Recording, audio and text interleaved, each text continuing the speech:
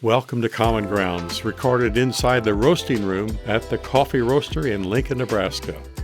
In each episode, we sit down with people from Lincoln and beyond so you can get to know the fascinating individuals who help shape our community. Grab a cup and join us. We're glad you're here. Our guest today is a guy that I got to know, 15 years ago when we were in Leadership Lincoln Executive Series together. And then I asked him to meet me for coffee, and I asked him to share his vision of leadership on the TEDx Lincoln stage, which he did. And then the next year, I asked him to be the MC for TEDx Youth at Lincoln because it involved a lot of students in the school systems. And he did a very good job. And then not too long after that, I saw him and he said, "Bretz, I'm never having coffee with you again because every time I do, you ask me to do something and I can't say no." So I thought, well, I like Steve Joel, but I like to have coffee with him. And he said he wouldn't have coffee with me anymore. So you know what I did? I went and I had a cutout made, of a life-size cutout of Steve Joel.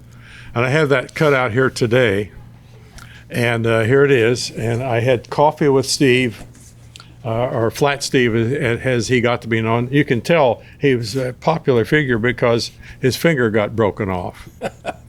And Steve Joel is the kind of guy, he was superintendent of schools in Lincoln for a number of years. 16 years? 12. 12 years. And when he retired, I went to Steve and I said, "Well, when you were superintendent, a lot of people like me wanted to have coffee with you, but now you're just a retired old dude. So here's a life-size cutout of me." So I had this made, and I hid them back here. My assistant's bringing this up. So I had this made, and the real kicker is these two guys are in my basement. In a garbage bag, literally. It's right over here. And every time I go down there, I laugh because there we are. Our heads are poked out of that garbage bag. Our guest today is Steve Joel, in case you haven't figured that out already. Marilyn Moore and I are here to talk with Steve. And Steve, I just want to ask you, first of all, we always ask you to talk about your favorite cup. This is coffee. A cup that I think I got for Boss's Day years ago. These were, once Dr. Moore and Dr. Biggs retired, and Mark Shepard, who was the business manager, went to Fremont. I had the opportunity and the challenge to bring in a whole new team of people. And it was really a lot of fun for me, very, very energizing. They had a lot of ground to make up to be able to get to the levels that their predecessors were. And one year, and we were just a good team. And Jane Stavum, who's now the Deputy Commissioner of Education here in Nebraska, she's the artsy person in our group. And this was carpool karaoke. So we did a series of videos. I remember those. This was probably the one that got the most mileage nationally because I couldn't go anywhere right after it was done without people saying, "Hey, that was an awesome video." So it's sort of my favorite cup, and it's just good memories. Carpool karaoke. Carpool karaoke. And you guys would literally get in the car and record? Well, it was, thanks to the wizardry of the creative people that LPS employs, we actually, the car wasn't a moving car, it was just a facsimile. But we did a plane at Duncan Aviation where Lanny Boswell, rest in peace, Lanny, what a great guy he was. He was the pilot of the plane and the admin team was in the back. I forgot about this. We each gave a little whatever, and then Lanny bails out of the plane. I mean, it was a lot of fun. It was a great way to do it. And I think Dr. Screta's doing a lot of the same kinds of things with his videos, which are great, and I've seen a bunch of them. Carpool karaoke. Can Good you folks top there. that? Good folks there. Good people. So, 12 years as superintendent of Lincoln Public Schools. Tell me, well, I know what the biggest challenge you faced was that fire, but I want to know what the most exciting part of your career was? Well, let me back up just a little bit. I was in Grand Island for 10 years and 8 years in Beatrice before that, and I always had the utmost respect for the for Lincoln Public Schools, and primarily the folks that led Lincoln Public Schools. Dr. Moore and I have known each other for a long time. I mean, we would run into each other's meetings. If anything was happening that was really constructive for education, it was happening in LPS, and that's under the leadership of Marilyn and Nancy and others. So when the opportunity came for me to become the superintendent, I thought, okay, what can I bring to Lincoln Public Schools? Because I'm always trying to soak up from the folks that were there. And Marilyn's going to blush a little bit, but she took me under his wing. She made sure that I did not step on dynamite and blow myself up and everybody else up. But by the same token, the leash long enough to try to find my own way. Lincoln has a unique culture. It's a culture of excellence. We were talking yesterday with some folks that were attending Kearney Administrator Days, and it was all about, if you can't be average and be successful in LPS, it's a culture of excellence. So if you come in and you're above average, you're going to get better very, very quickly because the people around you are just the best of breed in the industry. So, the fire, everybody talks about the fire. In fact, one superintendent was doing a presentation in Kearney, and he actually used the fire as an example, and he wanted me to see his final slide. And I thought, that was a big, big thing. But, when you're a superintendent of schools and you're working in sort of the environment that Lincoln represents, where the expectations are right up here. Oh, yeah. A fire, if you had to have a fire, you want it like in year 3. Not at the end of year 1, right? And but what a spirit of recovery we had. You remember we met in Scott Wieskamp's makeshift office. I mean, we got to know each other very, very well. We had all our central office people there. We farmed people out. Thankfully, community folks came in, and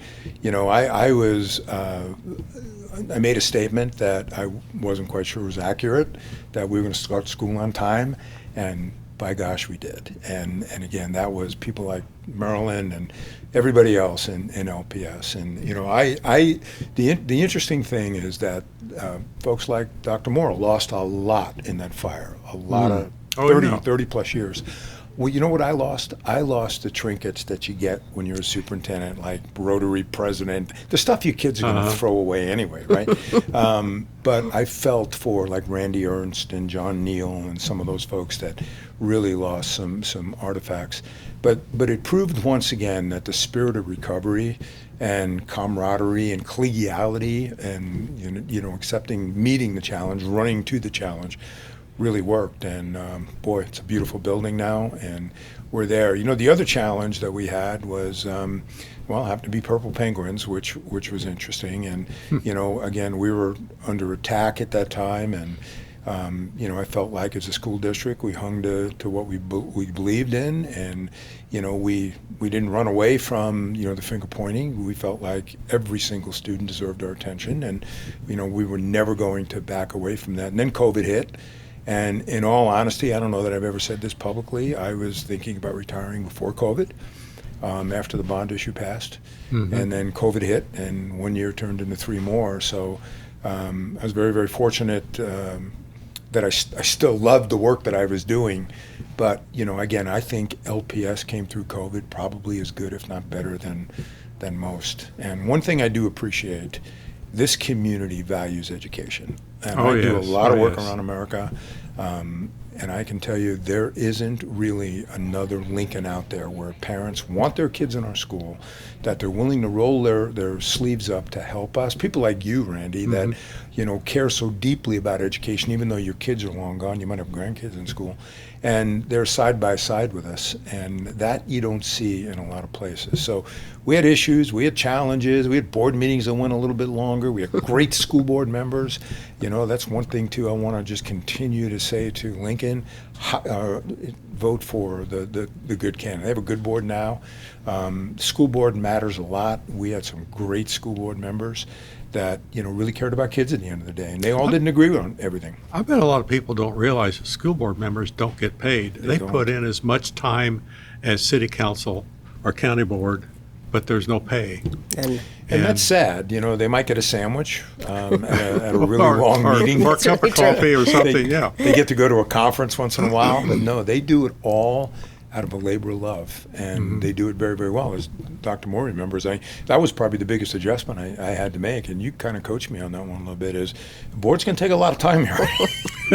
And the board took a lot of time, but it was time well spent, because at the end of the day, we made sure that everything was done for the right reasons. Well, they're the people that are out in the community as much as the superintendent is, and answering questions. And, I think almost all of the board members, and I talk to them when I see them here and there. So. And the other thing that we weren't political, right? I mean, we had to acknowledge politics, but with maybe one exception in my 12 years, I never really felt like anybody was using the school board to parlay that into something bigger, right? It doesn't mean that they weren't approached about something, but when they were on the school board, and there's 2 or 3 that are still there, they were all in for kids. Yeah. And I always want our community to remember that there's people that are going to run for board that are going to say some things that maybe you would agree with. Lower taxes, read, writing, and arithmetic, forget the other stuff. I sort of got yelled at today because there wasn't an auto shop in one of our high schools. But at the end of the day, you want people up there that really represent 43,000 kids, not just the kids in their area, and certainly not the kids in our family. And we were really blessed and fortunate to have that. Steve, one of the things that I think was an outcome of the Purple Penguin saga was landing on the phrase, all means all. And you used that. I've heard school board members use that. I still see it in schools. I still say it too. Would you talk about what's behind that and what all really looks like?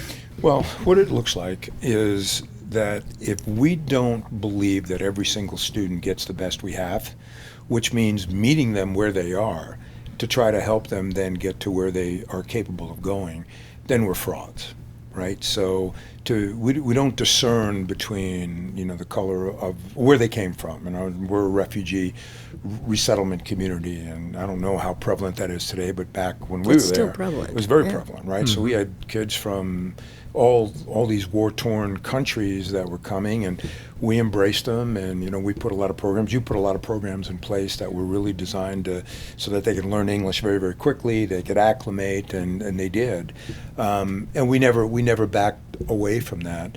And then we had our first transgender family that nobody was prepared for, right? And we had to learn about that, and that unfortunately was misinterpreted by one person that turned into 10 people, that turned into a radio broadcast, all happening within 24 hours, and that brought a lot of people to the front, basically saying, okay, this is what your schools are spending your tax dollars on, without giving any deference whatsoever to what was the purpose and the meaning behind that. So as we were going through that, and there were in our boardroom there were 50 people on one side of the room and 50 people on the other side of the room, we just decided that we're going to stand up for what we believe in, and that we can't talk about all with exceptions. Yeah. And so all means all, and that became the mantra. I didn't expect it to be that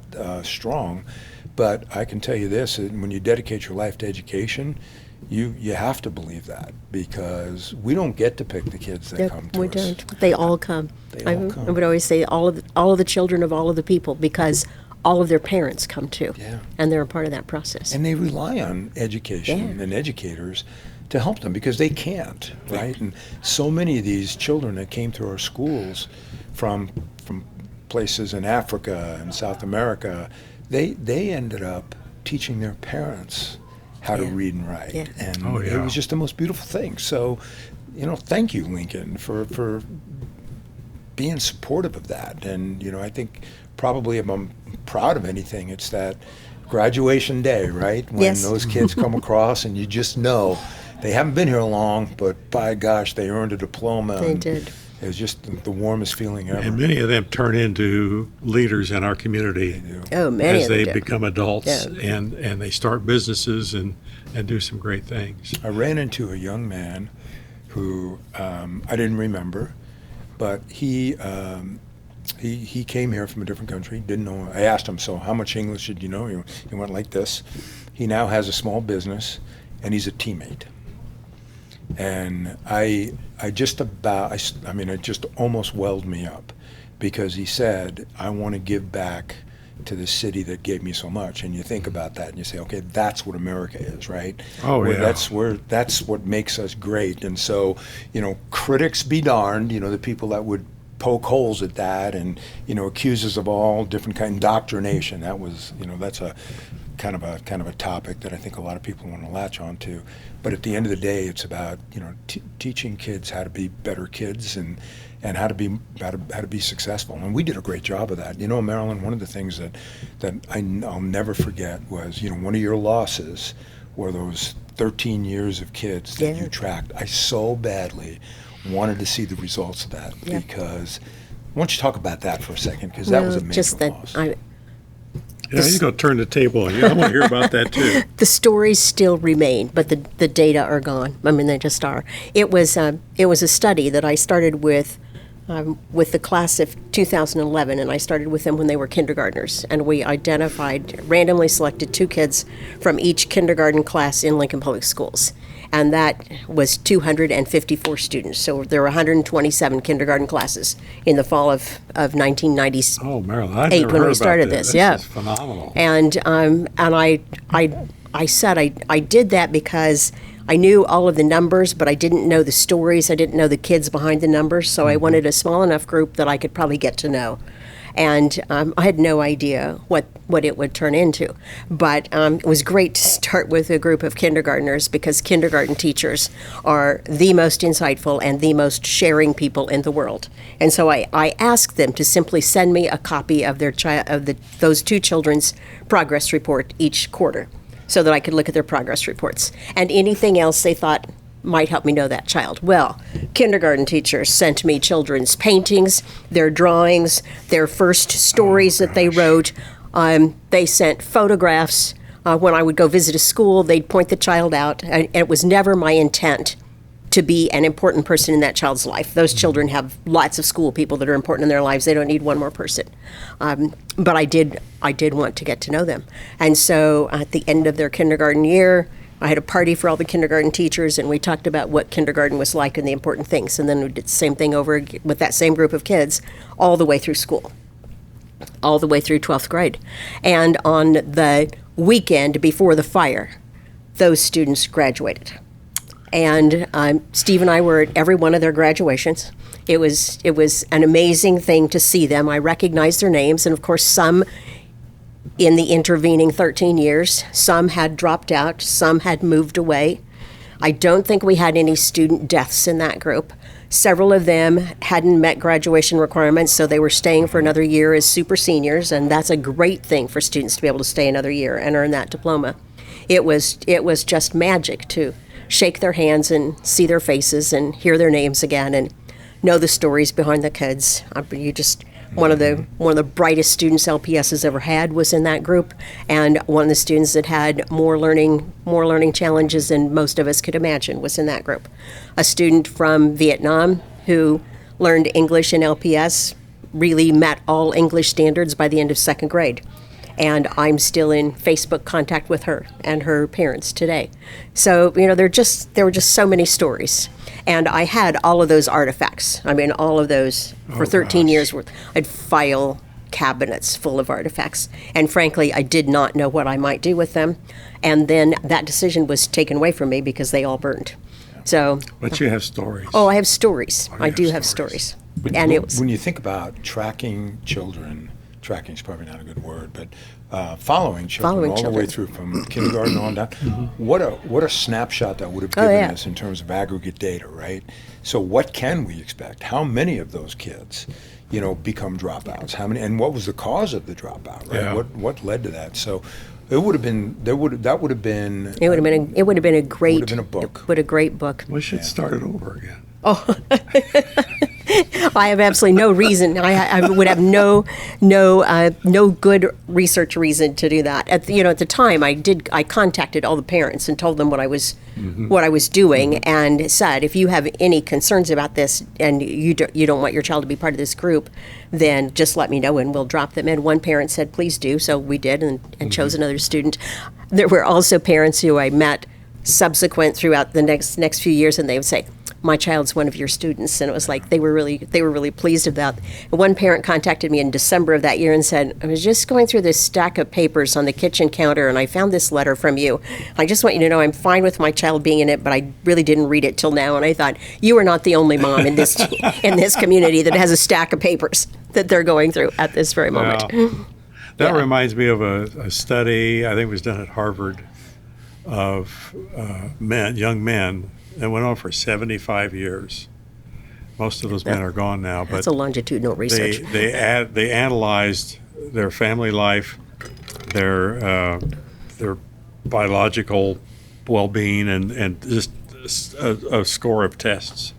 And what they found was the thing that helped them be happy and healthy was just contacts. We were talking about Lincoln before we started recording of the contacts. And that leads me, I want to ask you, you moved here from Grand Island. Grand Island's a pretty connected city. Yeah. How did you feel that you plugged in? Were you accepted? And I mean, here's this guy from the East Coast that's here running our schools now. And I think so. We were laughing with a couple of the folks that I ran into yesterday and the day before that, and you'll remember this, that I had a reputation of never having snow days. Do you remember that? That was a big deal. I was violently opposed to jeans. There was an article on that. So I don't know that I got off on the best foot. But you certainly ended well. And there's always, there were some people who later on came to me that said that they couldn't believe that they couldn't do better than the Grand Island superintendent, right? I mean, and you're always going to have that. So it's one of those things where, you just got to go in and do the work, and, ultimately that speaks for itself. But again, in a place like Lincoln, when you've got the caliber of folks that really have high-level leadership positions, you really got to mess up pretty bad, right? I mean, because there's just so much momentum built into LPS that the next superintendent really only has to just learn the culture like I did. I mean, that's what I did that first year. I sort of went to the meetings with you, and I just had to get a sense for it. Why is Lincoln so good? And then I watched Marilyn work with the elementary principals and middle school principal, high school principals. I go, wow. I mean, this is a whole new level of leadership coaching that we didn't do in Grand Island or Beatrice. So once I would say by the end of that year, I felt like, okay, this is doable for me. And then of course we had the fire and we had to reset, and I felt like that really was a time for us to come together too. I mean, we had to do, every day, every morning was a problem-solving event. It was figuring out the next step. When the district was, just enmeshed in COVID, I thought back to that year after the fire, and I thought, well, one of the things that I am absolutely confident of is that Steve has the thoughtfulness and the mentality and the focus to say, we figure out what we need to do, and then we do it, and we get on with it. And you undersell yourself, Steve, on what you brought to this position and what you brought to this community. But I do think that you've got a great story about what brought you to Nebraska. So not everybody's heard that. Would you tell the story of your dad? Because you're from this guy's from New Jersey. New York. He's from New York. Don't insult me with New Jersey. Jeez, come on, Randy. New York, and he came to Doane. Doid. This is what I like to tell people. So I was a high school senior. I had a scholarship to Nassau Community College. My dad was a New York City policeman. My mother was a legal secretary. Neither one of them had a high school diploma. And I was going to be the first in my extended family to go to college. And so, but it was going to be Nassau because I had a football scholarship and all my friends were going there. And my father, because I had gotten some letters from a school in Minnesota, one in North Carolina, one in Kansas, my dad really wanted me to try to see something outside of New York. To which I said, why don't you, right? Because he was in the Navy, but he never went to any other states outside of New Jersey. And it was the first week in August, and I was in the backyard with my buddies, and we're all getting ready to go to college. And he comes to the back door, my father does, and he says, hey, you dummy, phone call. And I said, who is it, Dad? He said, somebody from Doane College. And he says, sounds like your kind of school. So I think it's like an uncle pulling a prank or something like that. So I get on the phone, and it was the football coach from Doane College who was in a Cleveland Brown camp with my high school coach. And he said, we need a little diversity in Nebraska. Now, diversity back then was bring somebody from the coast. Exactly. Right? You were diverse. We were diverse. I've heard this story so many times. I love it every time. Yeah, well, so it's true. And then a week later, my father literally dropped me off. I mean, he didn't give me much choice. And funny part of the story, I was remembering this the other day, is he pretended to give me the, you think about it, and whenever you decide, your mother and I will be with you. And I went to the pizza place that was down the block up on a corner where I lived. And I was telling the guy who was flipping the pizzas about Doane College. Dope and College. He all of a sudden dropped the dough, and he looks at me and he goes, I spent a year in Emporia. Do not go to the Midwest. You will never survive. So the next morning at breakfast, my father said, did you make a decision? I said, yes, Dad, and I appreciate your encouragement, but I'm going to stick with my Nassau Community College commitment. He looks at my mother and goes, see, I told you he can't make a decision. A week later, they dropped me off in Crete, Nebraska at midnight. True story. And he said, don't come home until Christmas, right? Don't come home till Christmas. Well, there were no cell phones. Yes. Long-distance calls were Cost a fortune. So what am I doing here? And you're still here. Well, they took me snipe hunting, about early in September, the seniors did.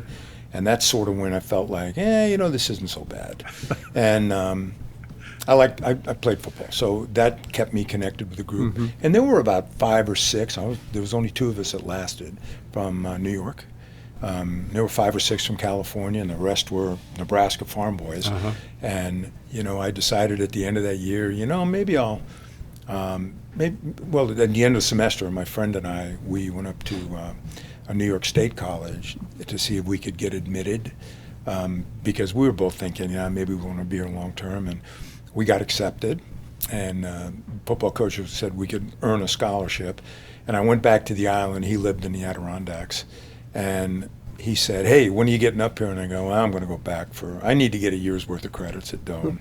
And that was it, my wife and I are so fortunate, and we feel so blessed that we've stayed in Nebraska. This is a great place to raise a family. Our kids are doing well. We have 5 grandkids. They're getting great educations. We go back to New York now, and we don't see the same. We don't see the same results. You know Al Maxey, don't you? Yeah.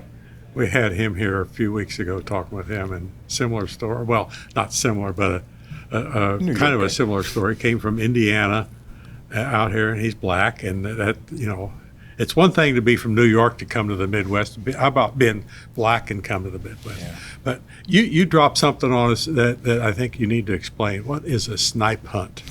Well, so Doane had this tradition that upperclassmen didn't talk to freshmen until they made the team, right? So you didn't know a lot of people. So it was, I was so homesick that I was planning to run away to go back home. I mean, I just absolutely hated it. If it wasn't for football, nothing was really working.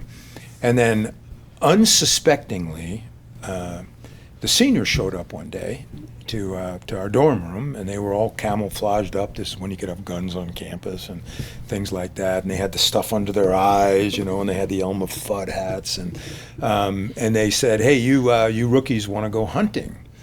And I am so bored, and so was my roommate. He was a freshman from California. That we'll go hunting. So they put us in the back of a pickup truck. And I want to know, where's my gun, right? Where's my hat? Where's my camouflage? What are we hunting? Oh, it's the most delicate bird in the world. Restaurants pay, I think they might have said $50 a bag or something like that. And they're only in the ditches of Nebraska farm grounds. Now, I know, Randy, it sounds funny. How could somebody like me that was going to be a teacher, how could I have fallen for this? I'm in a new land. It's really true. I have It sounded possible to you. It could be. So Bob Zelazny was the guy that was with me. They gave him a pot and a ladle and a mask to drop him off at one end of the ditch. They gave me what they called a gunny sack, one of those over there. Mm-hmm. I called it a bag. They got mad and said it's a gunny sack. It's a sack. And my job was, he was going to scare these birds into my gunny sack, and then I was going to quickly tighten it, and then we were going to take it to the restaurants, and we were all going to be rich. And so Zelazny's coming down the ditch, and I said, what are you guys going to do? Well, because we're upperclassmen, we're just going to shoot the birds that, try to escape. Again, I mean, that sounded reasonable to me. Zelazny comes down, he gets to me. I mean, it was a summer night, it was August, nothing's moving, and and they took off. So the seniors just left us there. So we are in the middle, somewhere between Crete and Dorchester. 2 freshmen, I'm there like a week and a half. We walked all morning, all night, that was like 10 o'clock. We both started having conversations like, okay, if one lives and one doesn't, tell our parents how we perished. We're hearing things. Bob started saying something about his brother told him there's mountain lions out here. That scared us. And then a farmer about 6:30, 7 o'clock in the morning, he's coming down the gravel road. We're exhausted. Somebody said, well, why don't you knock on a farmhouse door? In New York, you don't knock on strangers' houses, right? Yeah. You just don't ever do that. And this farmer comes down, and I'll never forget, dust is flying, and he looks at us, he rolls his window down, been snipe hunting, boys. And from that point on, we were accepted, and it ended up being a good, it was, I mean, I fell for it, right? I have a similar story, but I won't go into it today. But So you did 4 years at Doane, played football, graduated, started teaching, became a principal, became a superintendent, all of that education leadership that you're doing, and spent all of that time in Kansas and then most of it in Nebraska, as I recall. That's right. And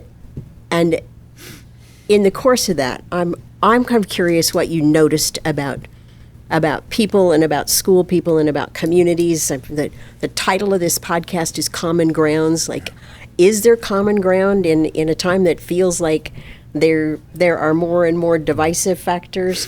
What were the things in common that held communities together and moved schools forward, and that you nurtured as a leader? How do you bring common to an uncommon time? Children are that's the common denominator.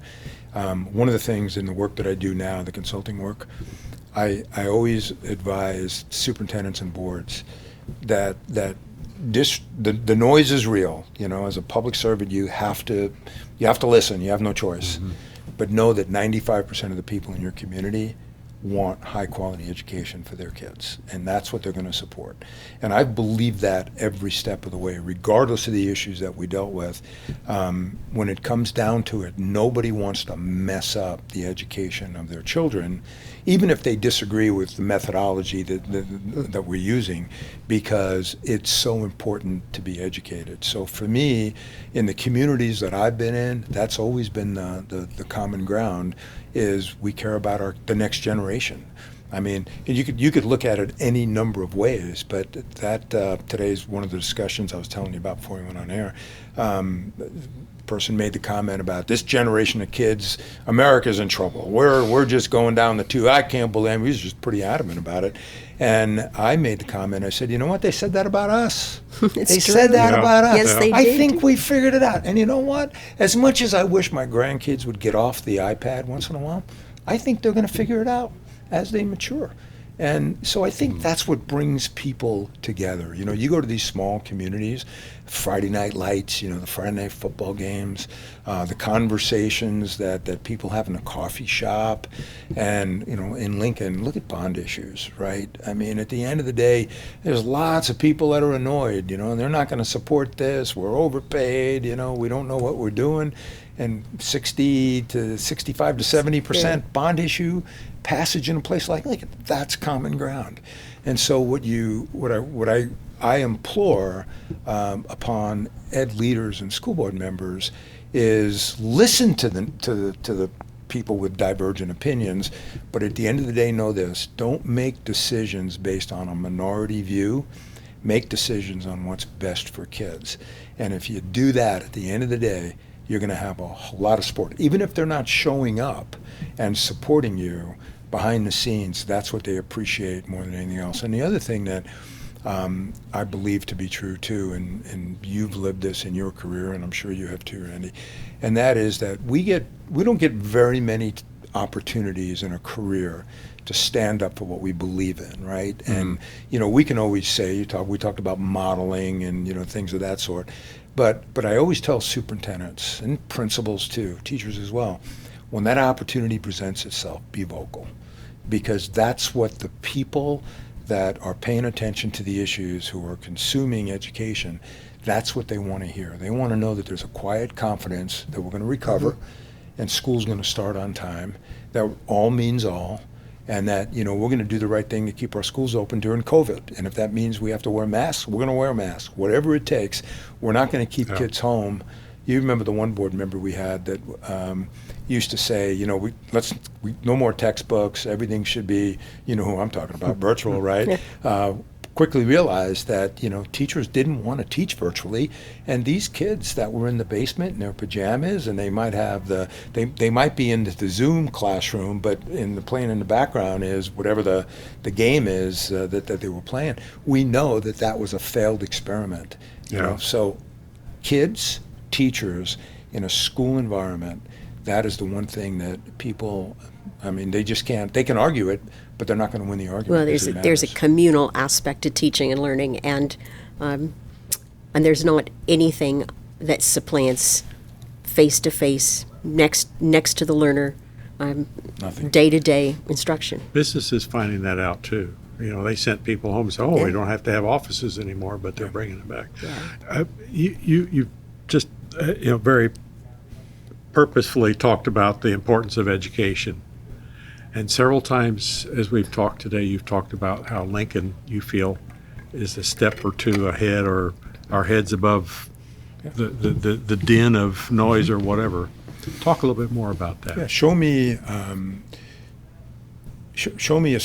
an urban school district with the diversity, the numbers that we have. Free and reduced, I think, is 50% now. It might have been high 30s when we were there, right? With the results that we have by most academic measures. And of course, there's always going to be an area that needs attention. There just aren't very many out there, right? Why is that, do you think? Because again, I go back to, people like Marilyn created a system that really emphasized learning. And not to the point of 50 minutes a day with no other interaction, but that whole educational experience that included activities in the arts and things like that, but hiring the best teachers we could get. Now, I will tell you, unfair advantage, which was something that I used to complain about in Grand Island, is if we were competing for a teacher and it was between us and Lincoln, they went to Lincoln, right? Yeah. And Grand Island teachers from this part of the state might do 3 years in Grand Island and they were wickedly good, but if there's an opportunity to go to Lincoln, they went. And Lincoln reaps that benefit. So you want to know why we're up here? It's because people want to come to Lincoln because education works. They're nurtured, they're supported, staff development second to none, and they're able to really hone their trade. And the same thing with leaders. And we have a program, and I think Marilyn started it, where teachers want to become leaders. We've created leadership opportunities for them at the teaching level. They could move up to APs and Ps, and we're at the point right now where they've got I think every year they've got a couple of focus groups that go through that are learning leadership from some of the best leaders in the state. So that's why it works. Now, what would change that? I'm really worried about some of the national stuff that's happening in education, primarily with title funding and special education funding. Special education.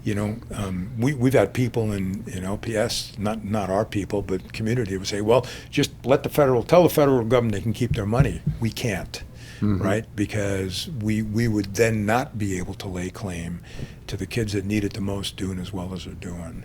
So that's why. It's just a formula that works. I think it is also a reflection of community expectation, which you talked about to begin with, Steve.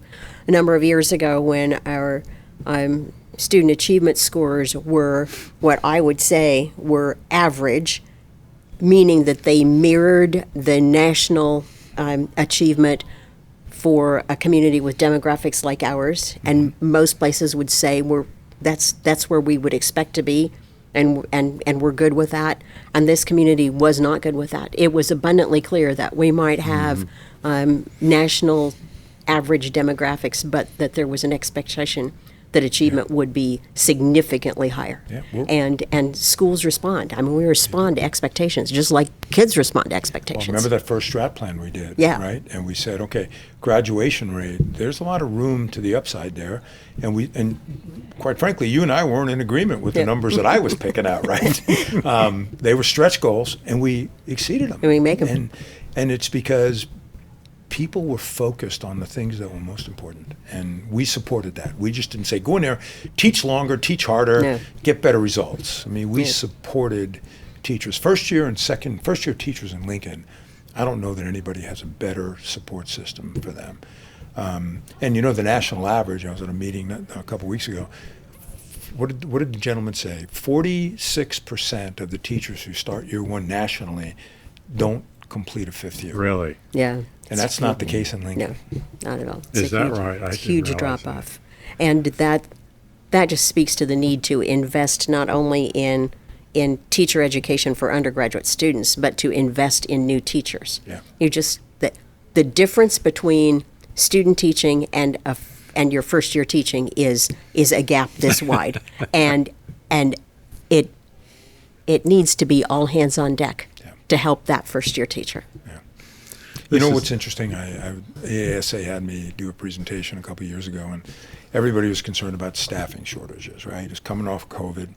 And I started my presentation, had nothing to do with staffing, and I said, how many of you, pretty good crowd, how many of you, these are all superintendents, how many of you had one or more parents that was an educator? And just about all the hands went up.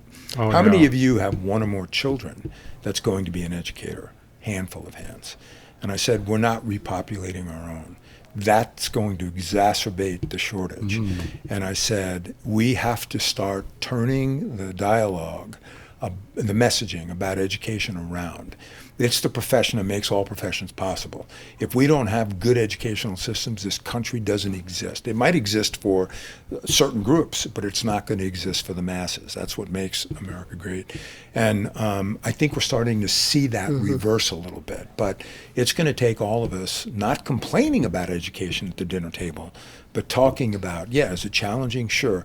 But you know where the reward is? The reward is when you run into somebody at Hy-Vee that you taught 40-something years ago, and they still remember what you said in a particular class. Yeah. That's the power of mentoring and power of education. That's why I'm also glad that, despite thinking that maybe there was something else for me when I first started out as a teacher, I am just so glad I stuck at it for the years that I did.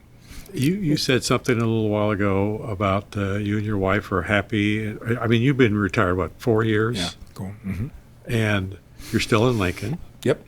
And you're originally from New York City. Long Island. Long Island. This is kind of the final question I always like to ask. What do you tell people? You're still here.